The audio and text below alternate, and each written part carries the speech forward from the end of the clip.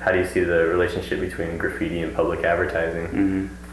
Well, I think that when I see a logo on top of a building to announce what it is, like CI or a huge corporate logo on top of a building, that generally a building is not designed to have that logo on it.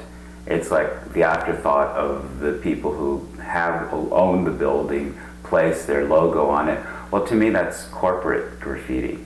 It's just that they have an awful lot of money to do that, and it's sort of sanctioned.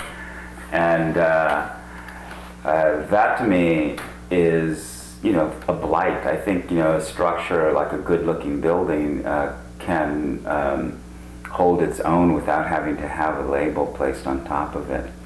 And I think, that people that do things on the walls, I think there's sometimes if they were proud of their environment where they lived, perhaps they would leave a lot of the spaces alone and not really, go up against it, because it would just hold its own. But usually where it's done is usually in areas that, people are not proud of the fact of where they're at, and the buildings are not very good looking or ugly.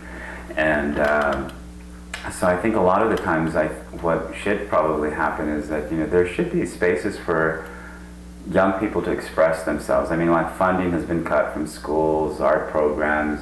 I think what should be out there is education. I think that's one of the most important things.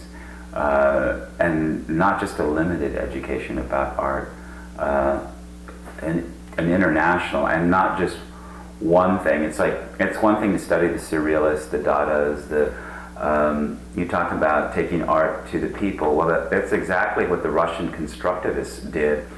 And they would paint on the side of trains that would go into, Siberia and different places that didn't have art, so that people were seeing these painted trains for the first time. Now, that's a really nice concept and idea as well, utilizing what's there and bringing art to people. I think that's an important thing. But, you have to learn about those things, and that's one of the things that for me is important, is that young people, I think, need spaces to do their art, to do their work, and to let it out in a way, to just get it out, just do as much as you can with a space or an area. And I think what for me is important too is that art is not something threatening. It is threatening to people who have a fear of, their the value of their property is going to be going down, or that they associate and lump all kinds of graffiti together. And as we were talking about earlier, like the people who just tag, or the people who just want to deface, and the other people who are creating things to express themselves in some way, or to share an idea with the viewer.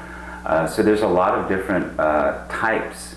And I think what has to happen is to be able to have people sort of understand that. I think the best thing is to educate both the people who are very fearful of it. It's like the thing about it being fearful is damaging. I think what you have to do if you want to be able to continue to do your work is to sort of be able to talk about it, and to be able to